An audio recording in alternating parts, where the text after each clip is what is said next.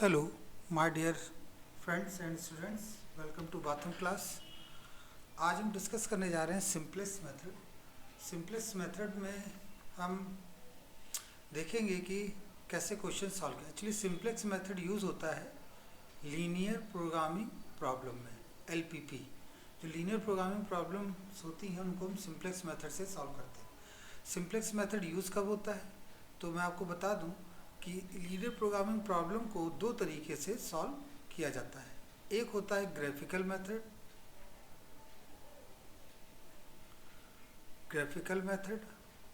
और एक होता है simplex method.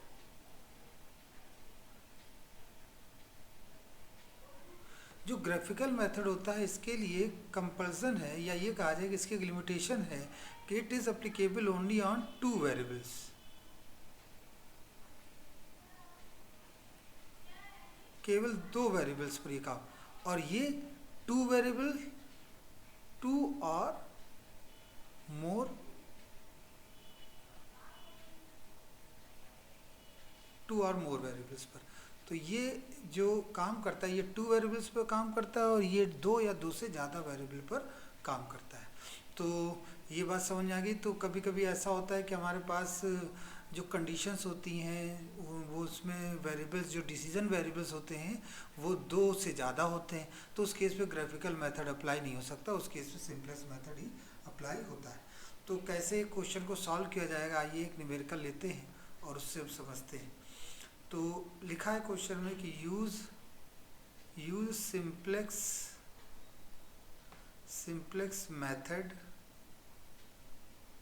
To solve the LPP। तो देखिए कैसे सॉल्व होगा। तो क्वेश्चन क्या है हमारे पास, क्वेश्चन में लिखा है मैक्सिमम z। तो यहाँ पे लिखा हुआ 3x1 प्लस 2x2 और कंडीशन क्या है हमारी, कंडीशन है x1 plus x2 less or equal to 4 and x1 minus x2 less or equal to 2 where x1 comma x2 greater और इक्वल टू 0। तो मैं आपको बता दूं कि जब भी कभी हम सिंपलेक्स मेथड यूज़ करते हैं तो हमारे पास एक कैनोनिकल फॉर्म होती है। कैनोनिकल फॉर्म के लिए ज़रूरी है कि जो आपका ऑब्जेक्टिव फंक्शन हो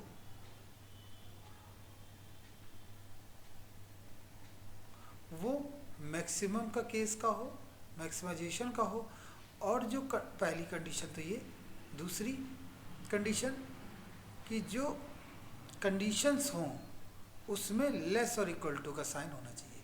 ये दो कंडीशंस फुलफिल होनी चाहिए, तभी हम, पहली कंडीशन तो ये, दूसरी कंडीशन ये, तभी हम ये कहेंगे कि वो कैनोनिकल फॉर्म में है।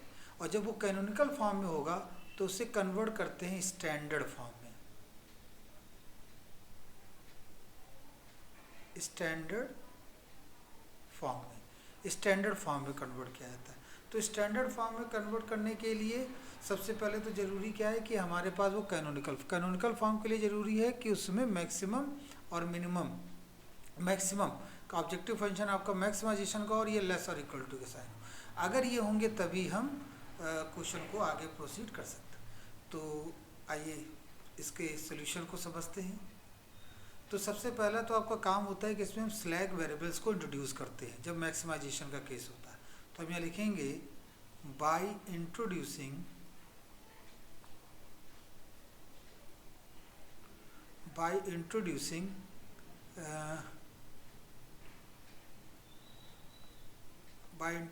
स्लैग वेरिएबल्स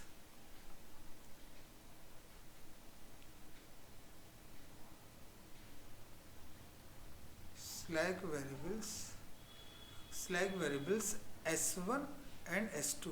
अब ये दो स्लैग वेरिएबल्स क्यों है, क्योंकि यहाँ पर हमारे पास दो इक्वेशन है, एक ये और एक ये। कंडीशन जितनी होती है उतने ही स्लैग वेरिएबल्स इंट्रोड्यूस किए जाते हैं। स्लैग वेरिएबल्स पर हम एक अलग से वीडियो बनाएंगे जहाँ पर आप इसको समझेंगे, लेकिन यहाँ पर हम ये जान लेते हैं कि स्लैग वेरिएबल्स को इंट्रोड्यूस कर दिया S1 S2 to convert the problem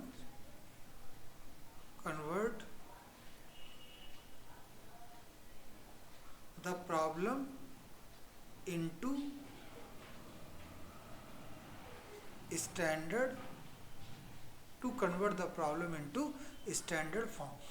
तो स्लैक वेरिएबल्स का मतलब क्या है, छोटा सा एक कोई पॉइंट आपको बता देते। स्लैक का मतलब होता है, चाहे S1 हो चाहे S2 हो, कोई भी हो, स्लैक का मतलब होता है unused unused resources, unused resources,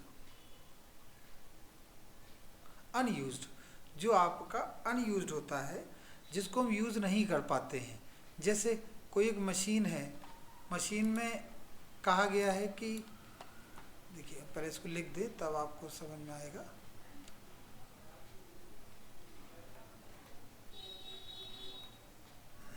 एक second,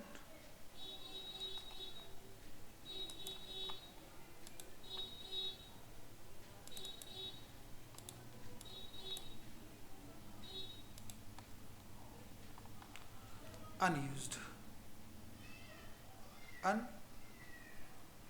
unused resources. Unused resources का मतलब ये हो गया कि जैसे कोई मशीन हमको 10 घंटे यूज़ करने की लिमिटेशन है कि उस मशीन को हम 10 घंटे या उससे कम यूज़ कर सकते, तो 10 घंटे तो मैक्सिमम हो गया। अब उससे कम आप यूज़ कर सकते हैं। मान लेते हैं वो मशीन आपने 8 घंटे यूज़ की, लेकिन उसकी लिमिट कितनी थी, 10 घंटे, तो 2 घंटे आपके बचे, तो वो स्लैक वेरिएबल्स हो जाते हैं। तो उसका स्लैक वेरिएबल्स अनयूज्ड रिसोर्सेज होता है और उसका ऑब्जेक्टिव फंक्शन में कोई रोल नहीं होता है। तो अब हमें कैसे इसको इंट्रोड्यूस करना है उसको हम लिख लेते हैं।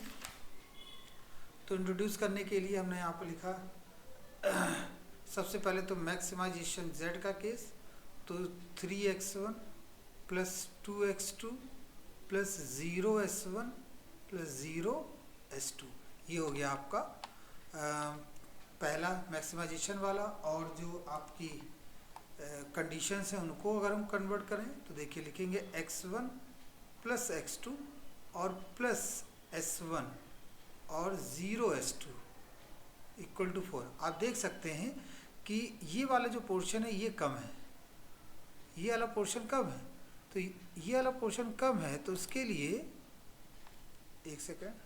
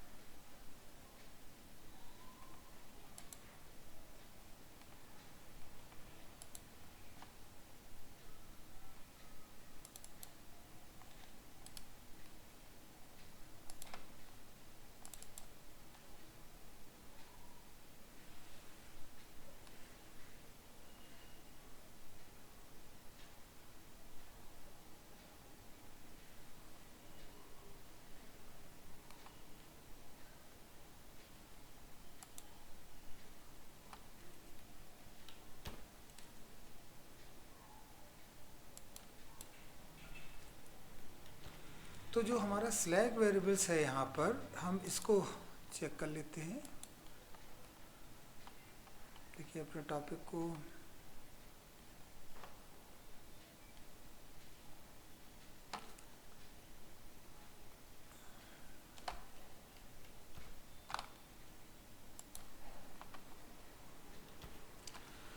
तो देखिए इसमें जो हमने यहाँ पर बना रखा है वो, तो ये अनयूज रिसोर्सेज होता है। तो हमने यहाँ क्या किया कि इसको हमें कन्वर्ट कर लेना है। कन्वर्ट किस में कर लेना है, इसको कन्वर्ट करना है हमें स्टैंडर्ड फॉर्म। तो उसके लिए हमने यहाँ लिखा 2, कंडीशन देख लेते हैं, 2x2 plus 0s1 plus 0s2। और इस कंडीशन को हमें इसे भी कन्वर्ट करना होगा, तो हम यहाँ लिखेंगे x1 plus x2 plus s1 plus 0s2 equal to 4। और सेकंड के लिए x1 minus x2 plus 0s1 and s2 equal to 2। तो इस, और लास्ट में हम लिखेंगे x1 where x1 x2 s1 s2 greater और इक्वल टू 0। तो ये जो तीन चीज़ें हमने लिखी ये कन्वर्ट हो गया हमारा ये पूरा का पूरा किसमें, ये कन्वर्ट हो गया पूरा स्टैंडर्ड फॉर्म में। ये आपको पड़ गया स्टैंडर्ड फॉर्म। Standard form. अब यहाँ से, अब देखिए यहाँ से हम निकाल लेते हैं initial basic feasible solution. Initial basic feasible solution का मतलब होता है, इसको शॉर्ट फॉर्म में, तो initial basic feasible solution. Initial basic feasible solution में हम रिसोर्सेज, ये जो हमारे हैं डिसीजन वेरिएबल्स, इनको हम x1 x2 को ज़ीरो कर देते हैं। तो अगर हम x1 x2 को ज़ीरो करें तो इस इक्वेशन से और इस इक्वेशन से s1 और s2 का मान कितना आएगा, तो वो हम देखेंगे। If x1 equal to zero and x2 is equal to zero, then from one क्या प्राप्त होगा हमें, अगर हम गौर से देखें तो जो हमें मिलेगा वो आप देखिए S2 is S1 equal to 4 and S2 is equal to 2। तो ये हमारा इनिशियल बेसिक फिजिबल सोल्यूशन रहा। अब हमें ऑप्टिमम सोल्यूशन की ओर मूव करना है, तो उसके लिए यहाँ पर यूज़ की जाती है, बनाई जाती है टेबल। तो आइए टेबल को प्रिपेयर करते हैं। टेबल के लिए ज़रूरी ये है कि हम सबसे पहले लाइन ड्रॉ करें। तो देखिए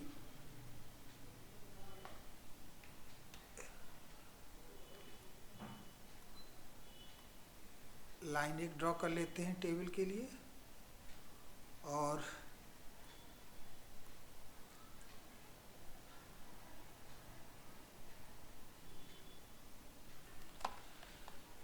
ये लाइन हमने ड्रॉ कर ली।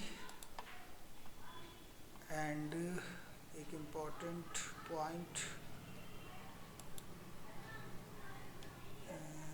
एक सेकंड बच्चों ज़रा,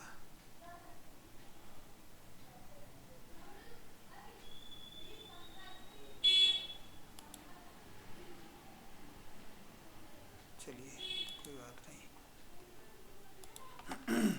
तो ये हमने एक लाइन ड्रॉ कर ली। लाइन ड्रॉ करने के दो लाइनें हमारे पास आ गई। फिर एक हम हॉरिजॉन्टल लाइन भी ड्रॉ कर लेते हैं।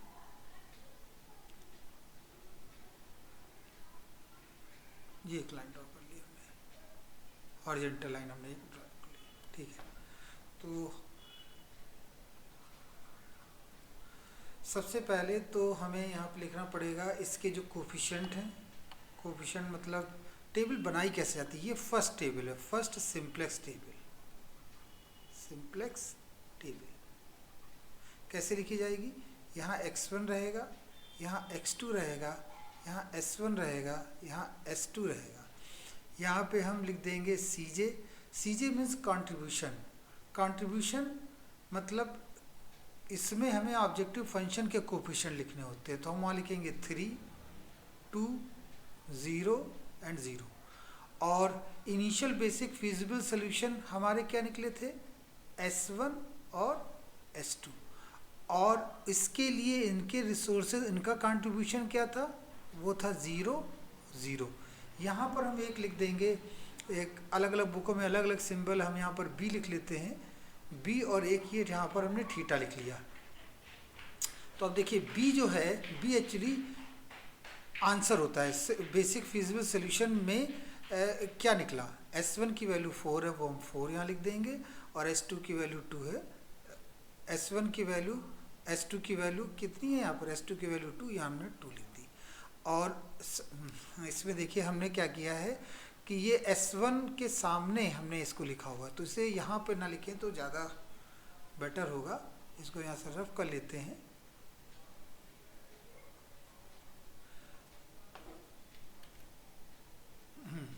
अब देखिए, तो हमने ये किया, यहाँ पर हमने S1 लिखा, S1 नीचे, ये S2 इधर, ये 0 और ये 0 हो गया। तो उस केस में जो वैल्यू निकली थी वो आई थी आपकी 4 और एक आई थी 2, ठीक है। अब हमें यहाँ पर इसके कोफिशिएंट लिखने हो, तो कोफिशिएंट 1, 1, 1, 0, 1, -1, 0 एंड 1, ये हमने कोफिशिएंट इसके लिख दी। तो ये हमारी, अभी इसके बाद हमें एक लाइन ड्रॉ करनी पड़ेगी, और यहाँ हम लिखेंगे ZJ। ZJ का मतलब होता है सम प्रोडक्ट। सम प्रोडक्ट मतलब इस ज़ीरो को इसके साथ मल्टीप्लाई करेंगे, ज़ीरो को इसके साथ मल्टीप्लाई, कितना आया, सम करके लिख देंगे ज़ीरो। तो पहली केस में तो ये हमेशा क्या रहेगा, ज़ीरो ही रहेगा। यहाँ पे हमें इसको मल्टीप्लाई करने की ज़रूरत नहीं है। नेक्स्ट, अब जेड जे, अब यहाँ पर हम इसको सब्ट्रैक्ट करेंगे, सी जे माइनस जेड जे। सी जे माइनस जेड जे कहलाता है पोटेंशियल प्रॉफिट, पोटेंशियल प्रॉफिट। तो आप घटा के लिखे, कितना आएगा 3, कितना आएगा 2, ये 0 और ये 0। तो अब इस केस में आप एक खास बात नोटिस करिए कि इसमें सी जे माइनस जेड जे में हम ये देखते हैं सबसे मैक्सिमम हाईएस्ट वैल्यू कौन सी है। तो सबसे हाईएस्ट वैल्यू जो है, पॉजिटिव हाईएस्ट वैल्यू, वो है 3। तो ये जो आपका बनेगा, इसको हम नाम देंगे, ये जो पूरा बनेगा इसको हम नाम देंगे key column. This is known as key column. आप ये देखिए, ध्यान दीजिएगा यहाँ पर कि जो सबसे हाईएस्ट वैल्यू होगी, क्योंकि हम यही तो चेक करना चाहते हैं कि हमारा ऑप्टिमम सोल्यूशन कितना होगा। उसके लिए ज़रूरी है कि हम सी जे माइनस जेड जे जो पोटेंशियल प्रॉफिट है उस वो देखें किस लिमिट तक जा सकता है। तो इसमें सबसे मैक्सिमम कितना है, 3। 3 के लिए जब हम कॉलम में गए तो ये की कॉलम बन गया। अब थीटा का मतलब होता है कि बी को की कॉलम के एलिमेंट से डिवाइड कर दें। तो बी है ये 4 को 1 से डिवाइड किया, कितना आया 4, और 2 को 1 से डिवाइड किया 2। और थीटा क्या होना चाहिए, थीटा होना चाहिए लीस्ट पॉजिटिव, लीस्ट पॉजिटिव। और ये क्या होना चाहिए, ये हाईएस्ट पॉजिटिव होना चाहिए। इधर से सी जे माने जेड जे में कौन सा चुनेंगे, जो हाईएस्ट पॉजिटिव होगा। तो इसमें हमने चुना लीस्ट पॉजिटिव, इसमें हमने चुना हाईएस्ट पॉजिटिव। तो आप देखिए ये आपका बना और इसमें लीस्ट पॉजिटिव में ये आया। तो कुल मिला के ये जो आपका बना यही कहलाएगा की एलिमेंट। और ये पूरी की पूरी जो कहलाएगी, ये कहलाएगी की रो, की रो, की कॉलम एंड की एलिमेंट। ध्यान दीजिएगा, अब जब आपको की एलिमेंट मिल गया, अब आप बनाएंगे एक अलग से फिर से एक टेबल। तो अच्छी बात ये है कि हम इसी में एसोसिएट करते हुए दूसरी टेबल भी जोड़ देते हैं। की कॉलम के जरिए जो वेरिएबल्स हमें ऊपर लिखे मिलते हैं x1 और 3, ये इंट्रोड्यूसिंग वेरिएबल्स हैं, इनको बोलते हैं इनकमिंग वेरिएबल। और की रो के जरिए जो रिमूव होते हैं नेक्स्ट टेबल में, वो कहलाते हैं रिमूविंग वेरिएबल। तो ये इनकमिंग वेरिएबल हो गए। तो x1 और 3, तो इस s2 की जगह हम लिख देंगे x1 और इस 0 की जगह लिख देंगे 3, और पूरा का पूरा वैसे ही इसको यहाँ पर उतार देंगे। तो -1 0 1 2 और ये आ जाएगा आपका x1 और ये हो गया 3। अब ये बात समझ में आ गई। और ये भी ध्यान कि ये भी नहीं चेंज होता है, इसको भी हम वैसे लिख लेंगे s1 और 0। अब करना ये होता है कि नेक्स्ट जो आपकी टेबल बन रही है उसमें इसका मान 0 होना चाहिए। ये वैल्यू जो की एलिमेंट होता है वो तो 1 होना चाहिए, नेक्स्ट टेबल में तो 1 ऑलरेडी था ही, वो लिख दिया। लेकिन इसके अलावा की कॉलम में सब 0 होना चाहिए, जो कि यहाँ 0 नहीं है। तो हम इसको 0 बनाएंगे।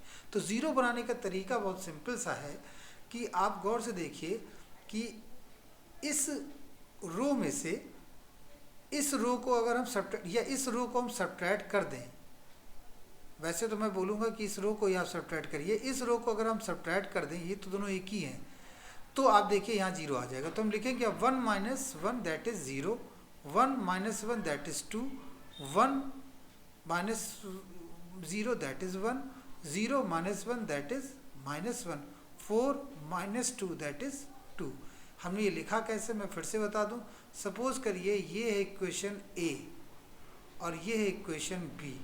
तो यहाँ पर ये जो हमने लिखा ये एक्चुअली आया A - B, ये A - B लिख दिया गया है। अब एक और ख़ास बात देखिए इसमें, जब हमने ये सब्ट्रैक्ट कर लिया तो आगे हम फिर बढ़ते हैं। फिर हम एक लाइन ड्रॉ करेंगे, इस लाइन को थोड़ा सा नीचे बढ़ा देंगे और इस लाइन को भी थोड़ा सा नीचे इम्प्रूव कर देंगे।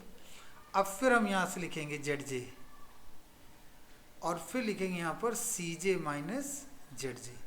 अब देखिए यहाँ पर ZJ की मतलब क्या होता है, सम प्रोडक्ट। 0 0 से मल्टीप्लाई, 3 1 से मल्टीप्लाई, कितना आया 3, सब करने पर। 0 की वजह से तो ये सब 0 ही रहेगा, लेकिन 3 से मल्टीप्लाई होने पर -3, ये 0 और ये हो गया आपका 3। और ये 3 जो होगा वो मल्टीप्लाई करके हमने यहाँ पर लिख दिया। तो ये चीज़ इन्हीं में मल्टीप्लाई होगी, इससे मतलब नहीं है हमारा, ठीक है, क्योंकि जेड जे, अब सी जे माने जेड जे, सी जे की वैल्यू आप देख रखे हैं यहाँ पर 3 है, तो सी जे 3 माइनस 3 कितना आ जाएगा 0, 2 माइनस 3, 2 माइनस 3 ये हो जाएगा 5,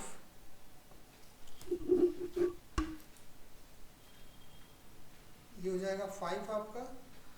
और फिर नेक्स्ट में अगर हम चलें तो देखते हैं 0 0 दैट इज़ 0, और 0 माइनस 3 दैट इज़ -3। तो अभी फिर हमारे पास क्या ये क्वेश्चन का सलूशन आ गया? नहीं। क्यों? क्योंकि इसकी कंडीशन होती है कि जेड जे सी जे माइनस जेड जे, सी जे माइनस जेड जे की जो वैल्यू हो वो जब 0 या 0 से कम हो जाती है तो वही हम ऑप्टिमल सॉल्यूशन पर आ जाते हैं। क्या यहाँ पर 0 है? नहीं है, यहाँ तो 5 है, तो इसका मतलब अभी ये फिर रन करेगा। तो इस सिचुएशन में हमारा ये मैक्सिमम वैल्यू कितनी हो गई? 5।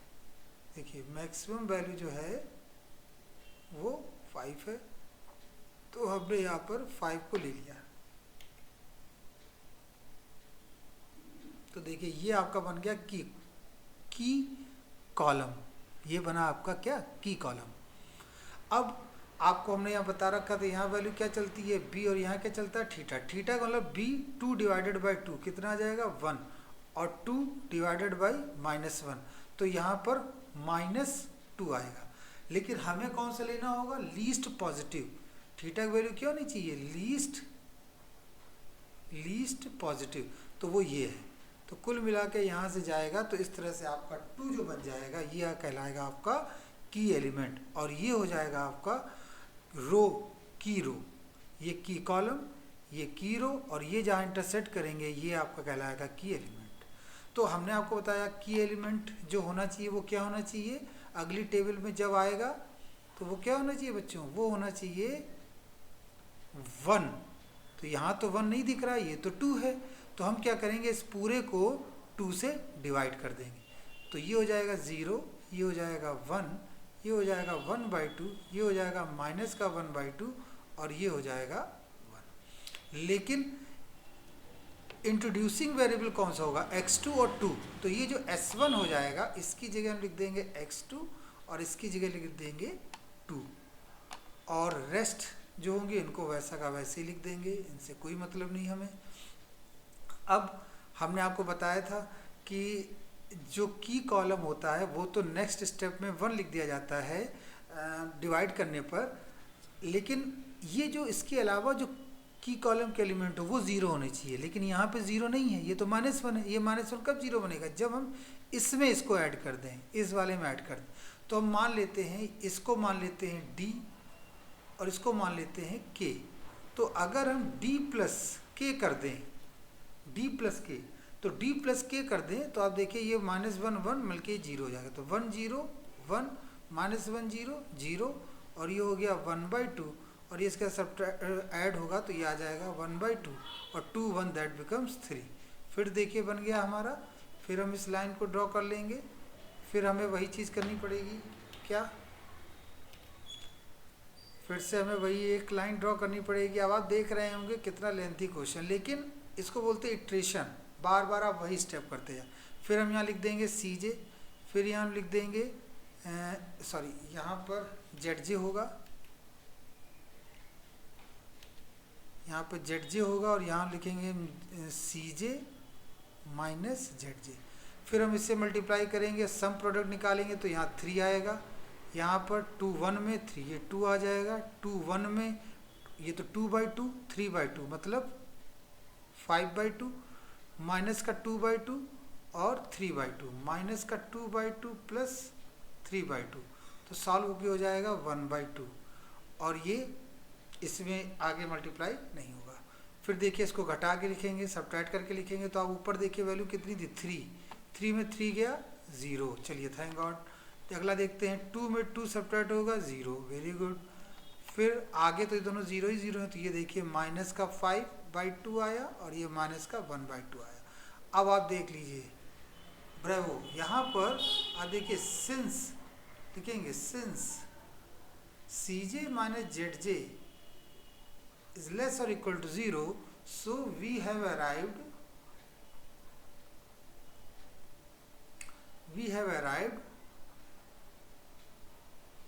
Optimal solution.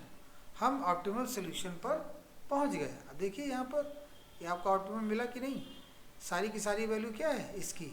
तो उस केस में, इस केस में x1 का मान कितना निकला, x1 वैल्यू 3 और x2 की वैल्यू कितनी है, x2 की वैल्यू आई 1, x1 की वैल्यू 3 एंड x1 की वैल्यू 3 और x2 की वैल्यू 1, और आपका मैक्सिमम कितना निकलेगा। तो उसके लिए आपको पता होनी चाहिए आपकी इक्वेशन क्या है।